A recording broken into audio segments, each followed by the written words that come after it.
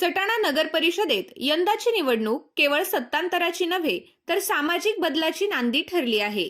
28 पैकी तब्बल 15 महिला सदस्य निवडून आल्याने पालिकेचे सत्ता केंद्र महिलांच्या हाती आले आहे.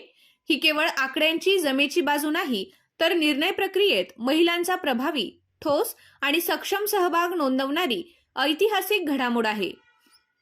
सटाण्याच्या राजकीय पटावर उमटलेली ही नवी रेषा आता शहराच्या विकासाचा मार्ग ठरवणार आहे. पालिकेतील 15 महिला आणि 13 पुरुष सदस्यांची रचना पाहता हे केवळ आरक्षणाचे गणित नाही तर बदलत्या सामाजिक मानसिकतेचे प्रतिबिंब आहे. मतदारांनी पक्ष, जात किंवा समाज यापेक्षा काम करण्याची क्षमता, शिक्षण आणि प्रामाणिकपणाला प्राधान्य दिल्याचे स्पष्ट होते. अनुभव, तरुणाई आणि उच्च शिक्षण यांचा समतोल असलेली ही परिषद प्रशासनाला नवी दिशा देऊ शकते.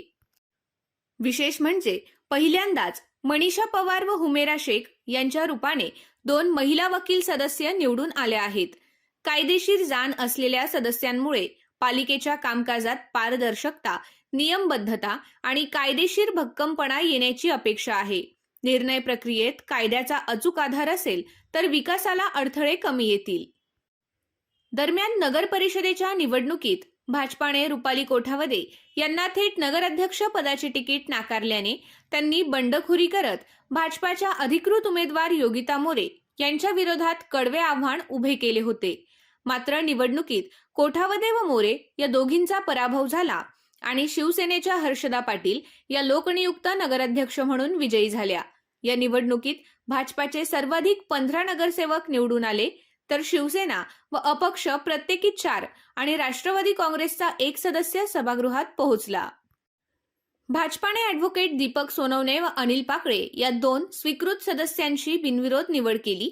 त्यावेळी शिवसेना व अपक्ष सदस्य सभागृहात उपस्थित होते. मात्र नंतर शिवसेना व अपक्षांच्या पाठिंब्याने रुपाली कोठावदे यांना स्वीकृत सदस्य म्हणून संधी देण्यात आली तेव्हा भाजपाचे 15 नगरसेवक गैरहजर राहिल्याने राजकीय वर्तुळात चर्चा रंगली. पक्षनिष्ठा आणि स्थानिक गटबाजी यांचा प्रभाव अद्याप संपलेला नाही का असा प्रश्न उपस्थित झाला. कोठावदे परिवाराचा भाजपाशी दीर्घ संबंध असून शहर व तालुक्यात त्यांना मानणारा मोठा वर्ग आहे. अशा पार्श्वभूमीवर जर पक्षीय संघर्षच ठळक राहिला तर आगामी काळात त्याची राजकीय किंमत मोजावी लागू शकते. त्यामुळे आता पक्षभेद बाजूला ठेवून शहर विकास, मतदारांचा सन्मान आणि नागरी सुविधांच्या उभारणीवर एकत्रित लक्ष केंद्रित करणे हीच काळाची गरज आहे. सटाणा शहरासमोर आज अनेक प्रश्न उभे आहेत.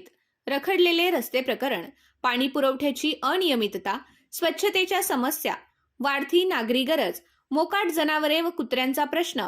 केवळ आश्वासनांची पुनरावृत्ती नको तर वेळबद्ध अंमलबजावणी हवी.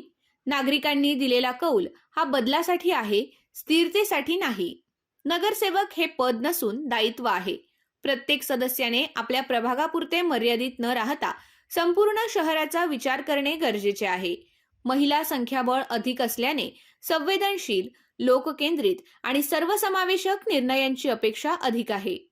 महिलांच्या नेतृत्वातून आरोग्य, शिक्षण, स्वच्छता, बालकल्याण आणि सुरक्षितता अशा विषयांना नवे प्राधान्य मिळू शकते. महिला नेतृत्व म्हणजे केवळ सत्तेतील उपस्थिती नव्हे तर निर्णय प्रक्रियेत ठाम सहभाग.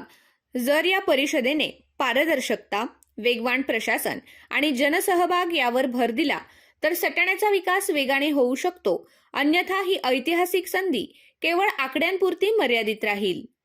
आज सटाणा शहर वाट पाहत आहे ठोस निर्णयांची, धाडसी पावलांची आणि जबाबदारीची. एकीचे बळ आणि विकासाचा अजेंडा जर केंद्रस्थानी राहिला तर कोणत्याही भविष्यवेत्त्याची गरज भासणार नाही.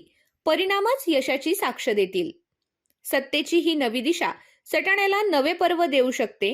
प्रश्न फक्त एकच आहे, ही संधी इतिहास घडवेल की इतिहासात नोंद बनून राहील.